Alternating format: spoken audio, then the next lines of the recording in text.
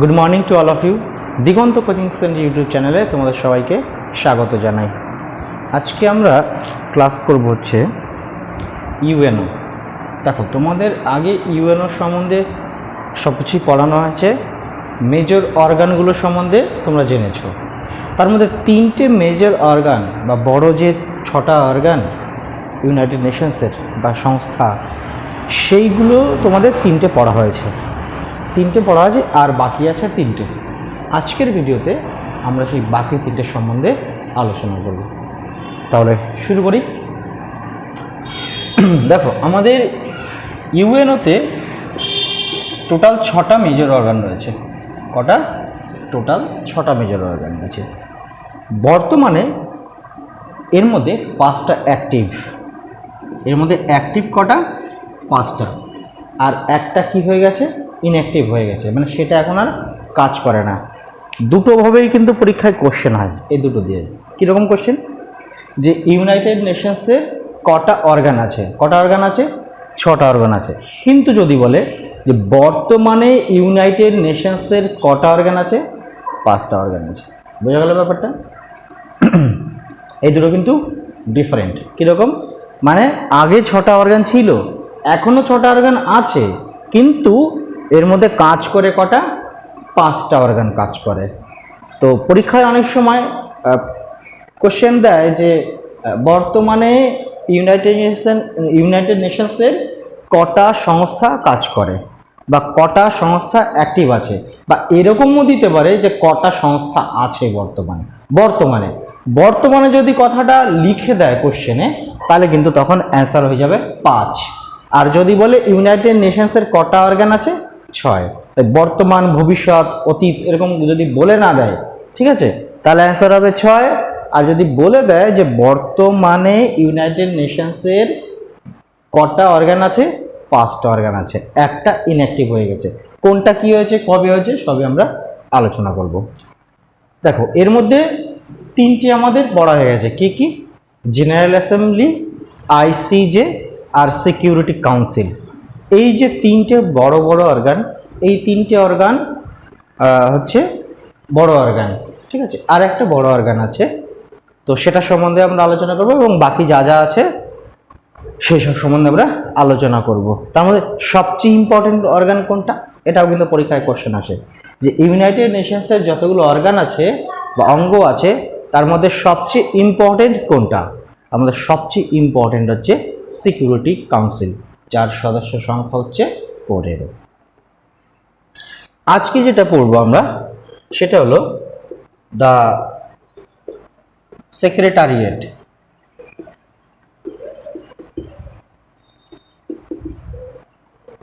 The secretariat. The secretariat, যেটাকে বাংলায় বলা হয় সচিবালয়। বাংলায় কি বলা হয়? সেক্রেটারি মানে কি? সেক্রেটারির বাংলা কি? সেক্রেটারির বাংলা হচ্ছে সচিব, আর সেক্রেটারিরা যেখানে কাজ করে সেটাকে বলা হয় সচিবালয়। দ্য সেক্রেটারিয়েট মানে হচ্ছে সচিবালয়। দেখো, এই সচিবালয়ের যে হেড, ইউনাইটেড নেশনসের সচিবালয়ের যে হেড, তাকে কি বলা হয়? এই সেক্রেটারিয়েট বা সচিবালয়ের যে প্রধান বা মাথা, যে হেড, তাকে বলা হয় সেক্রেটারি জেনারেল বলা হয়। কি বলা হয়? Secretary general. কি বললাম? দ্য ইউনাইটেড নেশনসের দ্য সেক্রেটারিয়েট বিভাগের, দেখো 6টা বিভাগ আছে, 6টার মধ্যে দ্য সেক্রেটারিয়েট একটা বিভাগ। দ্য সেক্রেটারিয়েট যে হেড, যে প্রধান আর কি, তাকে বলা হয় সেক্রেটারি জেনারেল। সেক্রেটারি জেনারেল, বোঝা গেল? তো এই সেক্রেটারি জেনারেল হলো, পরীক্ষায় এরকমও কোশ্চেন হতে পারে যে সেক্রেটারি জেনারেল কোন বিভাগের প্রধান? যে 6টা বিভাগ আছে বা অঙ্গ আছে বা অর্গান আছে, সেই কোন বিভাগের প্রধানকে বলা হয় সেক্রেটারি জেনারেল। কোন বিভাগ? The secretariat. বিভিন্নভাবে কোশ্চেন হয়। ইউনাইটেড নেশনসের যে 6টা অর্গান আছে, দেখো, সিকিউরিটি কাউন্সিলের কাজ এক, সচিবালয়ের কাজ এক, ঠিক আছে। তারপরে আইসিজে, তার কাজ এক, প্রত্যেকের কাজ আলাদা আলাদা। এই যে সেক্রেটারিয়েট, এটাকে বলা হয় প্রশাসনিক বিভাগ, দ্য অ্যাডমিনিস্ট্রেটিভ অফিস বলা হয়। কি বললাম, যে দ্য সেক্রেটারিয়েট যে অর্গানটা, ইউনাইটেড নেশন যে 6টা অর্গান আছে তার মধ্যে সেক্রেটারিয়েট বা সচিবালয় এটা একটা অর্গান, এটা একটা অংশ। আর এই সচিবালয়ের যে হেড তাকে বলা হয় সেক্রেটারি জেনারেল। আর এই সেক্রেটারিয়েট মানে এই বিভাগটাকে, সচিবালয়টাকে অ্যাডমিনিস্ট্রেটিভ অফিস বলা হয়, প্রশাসনিক বিভাগ।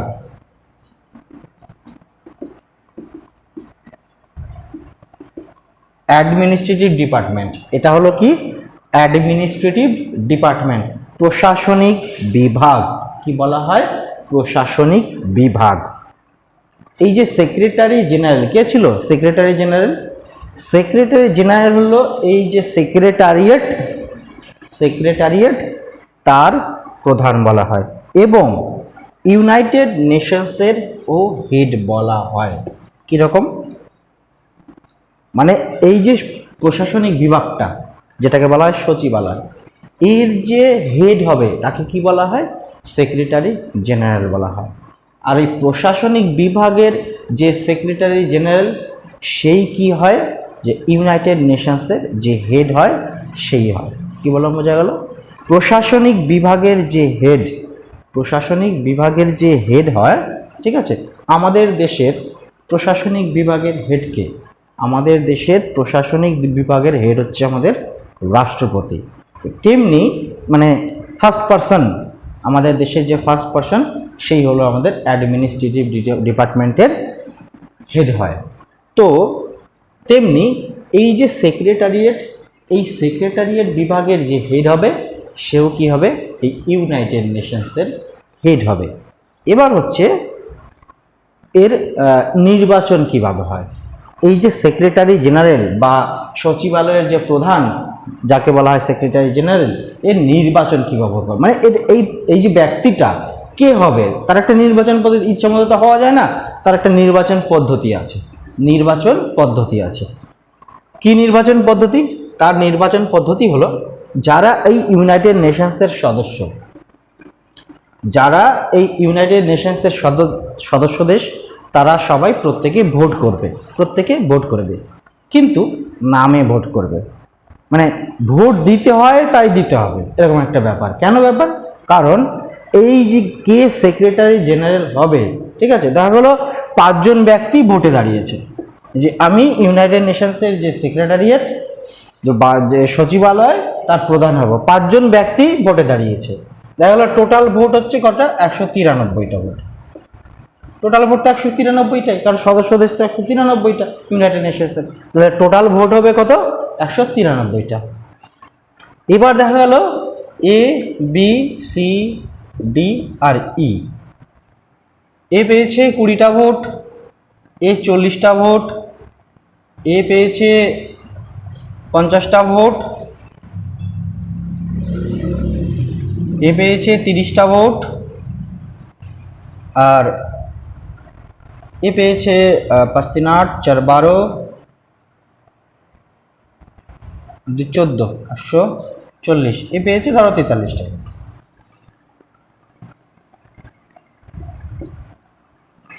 তাই হচ্ছে তো 60 আর 163 আর 30 193, হ্যাঁ, এই কজন ভোট পেয়েছে, বোঝা গেল? এ 20টা, এ বি 40টা, সি 50টা, 30টা, 53টা। তাহলে অ্যাকচুয়ালি এখানে জেতার কথা কার, ই এর জেতার কথা, ই এর জেতার কথা, ঠিক আছে। কিন্তু এইভাবে কাউন্ট হয় না। কিভাবে কাউন্ট হয়? এই ইউনাইটেড নেশনসের যে 5টা পার্মানেন্ট সদস্য আছে, কটা, 5টা পার্মানেন্ট সদস্য আছে না, সিকিউরিটি কাউন্সিলের যে 5টা পার্মানেন্ট সদস্য, ইউনাইটেড নেশনসের যে সিকিউরিটি কাউন্সিল তার যে 5টা সদস্য আছে স্থায়ী সদস্য, সিকিউরিটি কাউন্সিলের 5টা হলো স্থায়ী সদস্য আর 10টা হলো অস্থায়ী সদস্য। ব্যাপারটা হলো ওই 5টা স্থায়ী সদস্যের দেশ, এদের মধ্যে যাকে ভোট করবে, ঠিক আছে, তারাই সেই জিতবে। ওই 5টা সদস্যের দেশ যদি বলে না একে না, একে করে দাও, এই হবে, বোঝা গেল ব্যাপারটা? তো এই ভোটের কোনো মূল্যই নেই, এইসব ভোটের কোনো মূল্য নেই। কারণ কি, ওই 5টা দেশের সদস্য যাকে সাপোর্ট করবে, সিকিউরিটি এই ইউনাইটেড নেশনসের যে সেক্রেটারিয়েট, তার প্রশাসনিক যে বিভাগ, তার হেড হবে কি সেই দেশ। সেই 5টার সদস্য কারা? A B C F R. তোমাদের টেক্সটটা মনে আছে কিনা জানি না। A B C F R, America, Britain, China, France, Russia, এরা হলো 5টা ইউনাইটেড নেশনসের স্থায়ী সদস্য। এই 5টা দেশের সদস্য যাকে ভোট করবে, এর মধ্যে মধ্যে এরা কে কজন এমনিতে ভোট পেল কিচ্ছু আসে যায় না। এই 5জন যাকে ভোট করবে সেই, এই 5জন যদি বলে এ হবে এই হবে, এই 5জন যদি বলে ডি হবে ডি হবে, 5জন যদি বলে এ হবে এই হবে। বোঝা গেল? তো এমনি ভোটের কোনো মূল্য নেই। এই 5জন সদস্য যাকে সাপোর্ট করবে সেই এই সেক্রেটারিয়েট বিভাগের প্রধান হবে। আর এই সেক্রেটারিয়েট বিভাগের যে প্রধান হয় সেই কি হয়? ইউনাইটেড নেশনসের প্রধান হয়। এবার দেখো, এই যে প্রধান হবে সে কত বছরের জন্য নির্বাচিত হয়? যে প্রধান হয় ইউনাইটেড নেশনসের যে সেক্রেটারিয়েট বিভাগ বা সেক্রেটারি জেনারেল, ইউনাইটেড নেশনসের সেক্রেটারি জেনারেলের টেনিওর কত বছর, মানে সে প্রধান হলে, সেক্রেটারি জেনারেল হলে কত বছর কি করতে পারে? ক্ষমতায় থাকতে পারে। 5 ইয়ার্স। কত বছর সে ক্ষমতায় থাকবে? সেই পদে থাকবে 5 বছর সেই পদে থাকবে। বর্তমানে এই দুটো হলো ইম্পর্টেন্ট। বর্তমানে এই ইউনাইটেড নেশনসের হেড কে, বা ইউনাইটেড নেশনসের যে সেক্রেটারি জেনারেল সে কে? বর্তমানে ইউনাইটেড নেশনসের সেক্রেটারি জেনারেল হলো অ্যান্টোনিও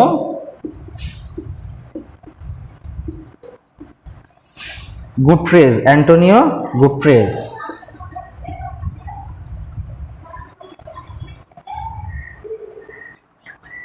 আর ইয়েস, অ্যান্টোনিও গুটরেস। জটিল নাম, মনেই থাকে না, বানানে স্পেলিংই মনে থাকে না।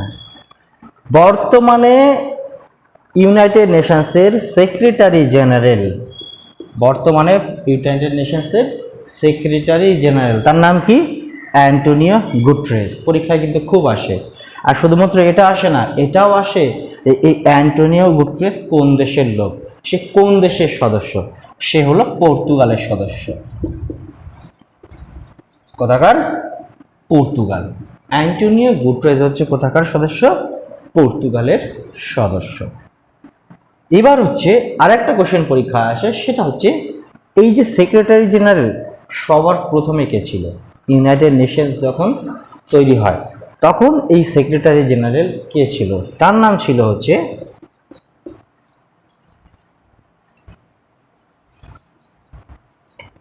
ট্রাইগেভ লি, LIE, ট্রাইগেভ লি বা ট্রিগেভ লি বলা হয়। ট্রিগেভ লি বা ট্রাইগেভ লি, যাই বলো না, যেভাবে মনে রাখতে পারো মনে রাখো। ট্রিগেভ লি বা ট্রাইগেভ লি, এ ছিল কে? ফার্স্ট, এ হলো ফার্স্ট সেক্রেটারি জেনারেল, ইউনাইটেড নেশনসের প্রথম। আর বর্তমানে কে? অ্যান্টোনিও গুটরেস। কোথাকার লোক? পর্তুগালের দেশ। এবার হচ্ছে এই ট্রাইগেভ লি কোন দেশের লোক ছিল? এই যে ট্রিগেভ লি, এ কোন দেশের লোক ছিল? এ ছিল নরওয়ের লোক, নরওয়ে। এটাও কিন্তু পরীক্ষায় আসে। এই 4টে ইনফরমেশন কিন্তু ইম্পর্টেন্ট। যে বর্তমানে সেক্রেটারি জেনারেলের নাম কি? তার নাম হচ্ছে অ্যান্টোনিও গুটরেস। কোন দেশের লোক? পর্তুগালের লোক। আর সবার ফার্স্ট যে ছিল সেক্রেটারি জেনারেল তার নাম হচ্ছে ট্রিগেভ লি, আর সে হচ্ছে কোথাকার লোক? নরওয়ের লোক, নরওয়ে। আর এদের টার্ম কত হয়, মানে এরা কত বছর ক্ষমতায় থাকে? এরা থাকে 5 বছর ক্ষমতায়। তাহলে আমাদের 4টে ইম্পর্টেন্ট অর্গান, এই যে 4টে ইম্পর্টেন্ট অর্গান, এই 4টে ইম্পর্টেন্ট অর্গান থেকে কিন্তু পরীক্ষায় প্রচুর কোশ্চেন আসে। সবচেয়ে বেশি কোশ্চেন এই 4টে ইম্পর্টেন্ট অর্গান থেকেই আসে। বাকি যে দুটো অর্গান আছে সেই দুটো অর্গান সম্বন্ধে বেশি কিছু পড়ার নেই, এক লাইনে কমপ্লিট। যেমন ধরো এই ইউনাইটেড নেশনসের 4টে হয়ে গেছে। একটা ছিল ট্রাস্টিশিপ কাউন্সিল, 5 নম্বর ধরে নাও, ট্রাস্টিশিপ কাউন্সিল।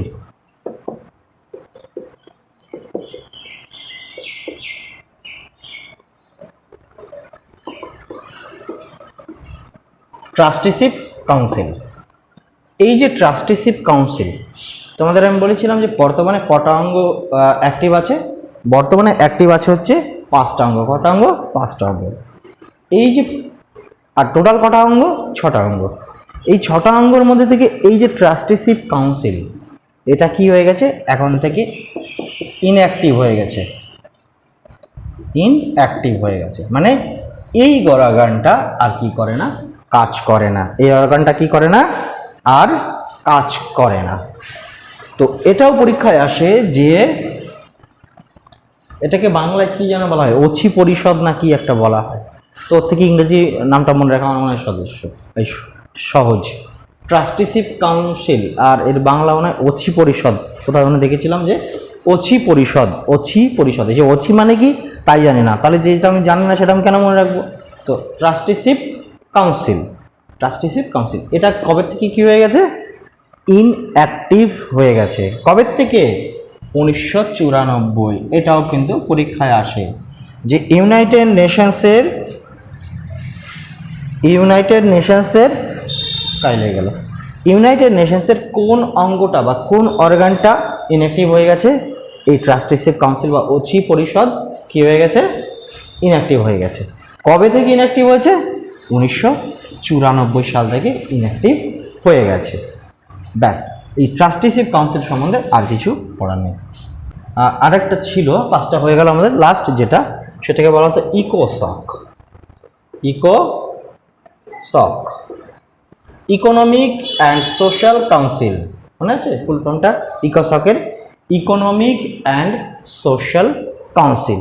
এই ইকোনমিক অ্যান্ড সোশ্যাল কাউন্সিল কি করে? মানে এই সামাজিক এবং পুরো বিশ্বের, সারা বিশ্বের সামাজিক এবং আর্থিক পরিস্থিতি এ হচ্ছে নজর রাখে। ঠিক আছে?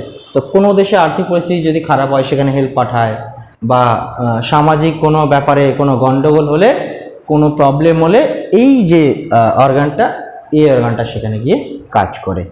এই যে ইকোসক, এই ইকোসকের যে অঙ্গটা বা অর্গানটা, দেখো এক একটা অর্গানের সদস্যের সংখ্যা কিন্তু এক এক রকম। জেনারেল অ্যাসেম্বলির সদস্য সংখ্যা 93, তারপরে সিকিউরিটি কাউন্সিলের সদস্যের সংখ্যা হচ্ছে 15, তারপরে আমরা দেখেছি আইসিজে তার সদস্য দেশ হচ্ছে 15। তো এক একটা অর্গানের সদস্য সংখ্যা এক এক রকম।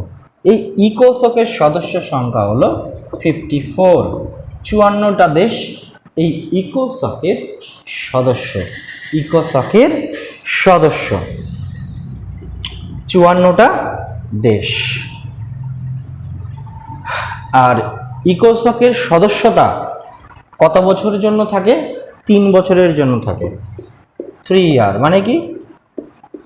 মানে তুমি যদি সদস্য দেখো 193টা দেশ, তার মধ্যে 54টা হচ্ছে স্থায়ী সদস্য, মানে এরা সবসময় সদস্য থাকে স্থায়ী।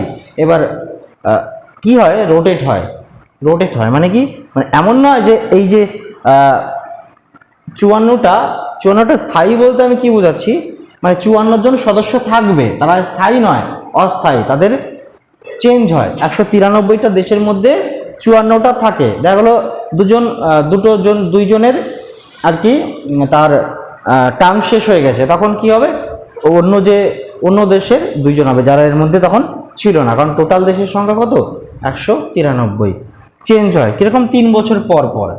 এক একজনের ভ্যালিডিটি 3 বছর, 3 বছর পরে আবার নতুন দোষ ঢোকে, একজন বাদ হয়ে যায় আর একটা নতুন দোষ ঢোকে। কিন্তু টোটাল সদস্য কত থাকে? 54ই থাকে, 54 কম হয় না। আর এর যে প্রেসিডেন্ট হয়, ইকোসকের যে প্রেসিডেন্ট হয়, যেমন আমরা দেখো সেক্রেটারি জেনারেল মানে হচ্ছে ইউনাইটেড নেশনসের প্রেসিডেন্ট বলতে পারো। তো তার টার্ম যখন 5 বছর, কিন্তু এই ইকোসকের যে প্রেসিডেন্ট হয় তার টার্ম হচ্ছে 1 বছর, 1 ইয়ার। দুটো যেন গুলিয়ে না যায়। কি বললাম? যে প্রেসিডেন্ট থাকবে তার সে 1 বছরের জন্যই প্রেসিডেন্ট থাকবে, তার টেনিয়র হচ্ছে 1 বছর। কিন্তু সদস্য দেশ যারা, তাদের টার্ম হচ্ছে 3 বছর। মানে এর হচ্ছে ইকোসকের যে প্রেসিডেন্ট, সে প্রত্যেক বছর চেঞ্জ হয়। ইকোসকের প্রেসিডেন্ট প্রত্যেক বছর চেঞ্জ হয়, কিন্তু এর যে সদস্য দেশ সেটা 3 বছর পর পর চেঞ্জ হয়। বোঝা গেল? এটা গেল আমাদের ইউনাইটেড নেশনসের সবগুলো অর্গান, সে মেজর 6টা অর্গান। ঠিক আছে? সেরকম কয়েকটা পয়েন্ট আরো কয়েকটা লিখে নাও। সেটা হচ্ছে এই যে আমাদের ইউনাইটেড নেশনসের একটা ফ্ল্যাগ আছে। কি আছে? একটা ফ্ল্যাগ। এদের একটা কি আছে, ফ্ল্যাগ আছে, মানে পতাকা আছে। এই পতাকাটায় অনেকটা এইরকম দেখো, এখানে দুটো এরকম পাতা থাকে, ঠিক আছে, এরকম পাতা থাকে, আর তার মাঝখানে থাকে ওয়ার্ল্ড ম্যাপ, তার মাঝখানে কি থাকে, ওয়ার্ল্ড ম্যাপ থাকে, এখানে ওয়ার্ল্ড ম্যাপের ছবি আঁকা থাকে এই জায়গাটায়, ঠিক আছে। আর এই যে ব্যাকগ্রাউন্ডটা, এই যে ব্যাকগ্রাউন্ড মানে কি, ব্যাকগ্রাউন্ড মানে বোঝোই তো, ফটোর যে ব্যাকগ্রাউন্ড, সেই ব্যাকগ্রাউন্ডটা কী রঙের হয়, ব্লু কালারের হয়। এইসব দিয়েও পরীক্ষায় কোশ্চেন হয়, ঠিক আছে, যে ইউনাইটেড নেশনসের পতাকার ব্যাকগ্রাউন্ডের কালার কি, আসতেই পারে পরীক্ষায়, ঠিক আছে। তারপরে সেকেন্ড কোশ্চেন হচ্ছে যে জন্য পড়া, এই যে পাতা থাকে, এই পাতাটা কি পাতা হয়, এই পাতাটা কি পাতা হয়, কিসের পাতা, অলিভ পাতা না ম্যাপেল পাতা, দুটো কিন্তু গুলিয়ে যায়। এটা হচ্ছে অলিভ ব্রাঞ্চ থাকে, অলিভ।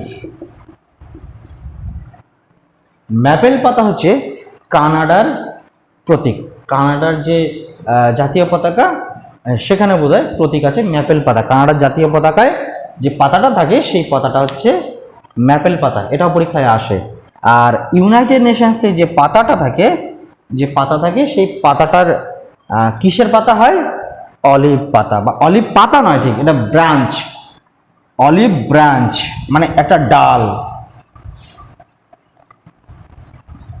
অ্যাকচুয়ালি ভুল বললাম, পাতা নয়, ব্যাপারটা শুধু পাতা থাকে না, পুরো একটা ডাল থাকে, মানে অলিভ পাতার বা অলিভ গাছের ডাল, ঠিক আছে, অলিভ গাছের ডাল থাকে হচ্ছে এরকম ভাবে দুই পাশে।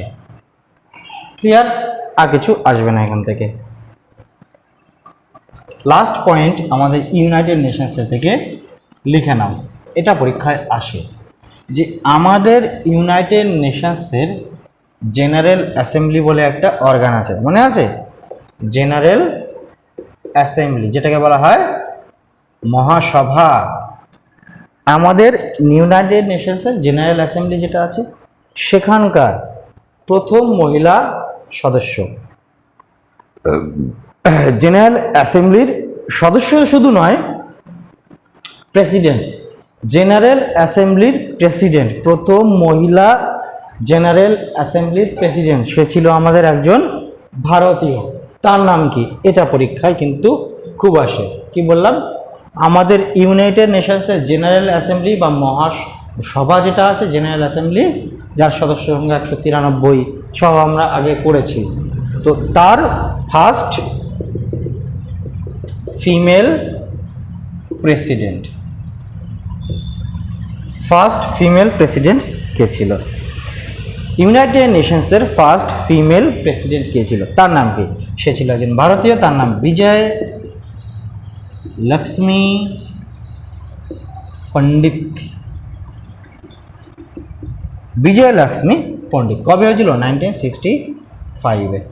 ব্যাস, আমাদের এটা কিন্তু পরীক্ষায় প্রচুর আসে, এটা পরীক্ষায় প্রচুর আসে, যে ইউনাইটেড নেশনসের যে মহাসভা, সেই মহাসভার প্রথম মহিলা প্রেসিডেন্টের নাম কি, তার প্রথম মহিলা প্রেসিডেন্টের নাম হচ্ছে বিজয় লক্ষ্মী পণ্ডিত, বিজয় লক্ষ্মী পণ্ডিত। কত সালে হয়েছিল, 1965। ইউনাইটেড নেশনসের যে ভিডিওটা বাকি ছিল, সেটা আজকে তোমাদের করিয়ে দিলাম। ইউনাইটেড নেশনস থেকে আশা করি এর বাইরে কোশ্চেন খুব কম হয়, যদি কিছু বাকি থেকে যায় আলোচনা করে দেব, ভয় পাওয়ার কিছু নেই বা চিন্তা করার কিছু নেই। তাহলে আজকের ভিডিওটা এই পর্যন্তই রাখছি, নেক্সট ভিডিওতে আমরা অন্য কোনো বিষয় নিয়ে আলোচনা করব। ততক্ষণ তোমরা সুস্থ থাকো, ভালো থাকো, আর তোমরা সবাই পড়াশোনা করো। All the best to all of you.